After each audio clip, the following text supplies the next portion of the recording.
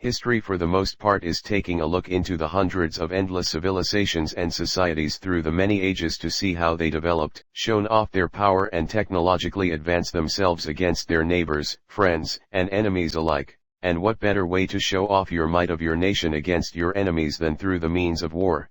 And to help you win wars, you need an army, good generals, and weapons, lots and lots of weapons. Throughout time we have always gone a step closer to the space age of weaponry, from a stick thick enough to cause a concussion several 100,000 years ago, to modern guns that terrify you in more ways than one. But the path to how our weapons work and look today wasn't as smooth and straight as you think it might be. In fact, there are countless weapons in history that come under the factor of weird, wacky, and just downright terrible. As such, there is one weapon that comes to mind when I think of this. Introducing, the Kolibri pistol. Looks like an ordinary pistol, right? Well, here's the same gun, in someone's hand. This is the world's smallest gun, measuring at roughly 3 inches in length. It uses special cartridges that measure 11 millimeters, or 1.1 centimeters. The gun was made by Franz Pfanl, an Austrian watchmaker at the time. He designed the pistol in 1910, which was financed by George Grabner.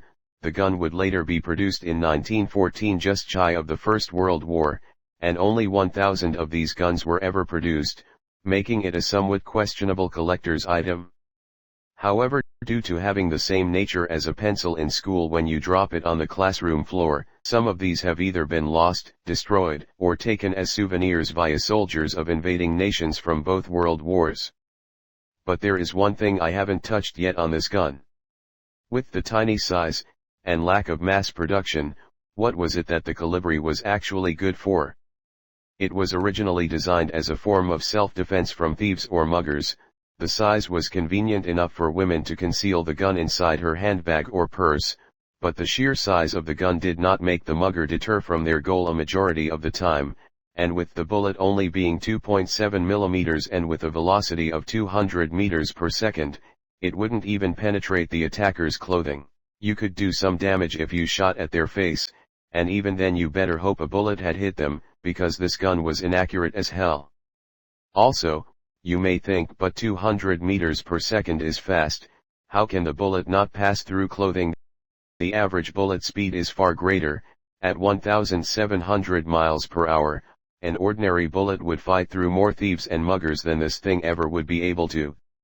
And this isn't even mentioning the energy of each bullet was at around 4 joules, which in comparison, a punch is around 10 joules, so this bastard does less damage than a literal punch. The only comparison I can think of how it may have felt getting hit by this gun, is by taking a straw, and blowing in someone's face really hard and close.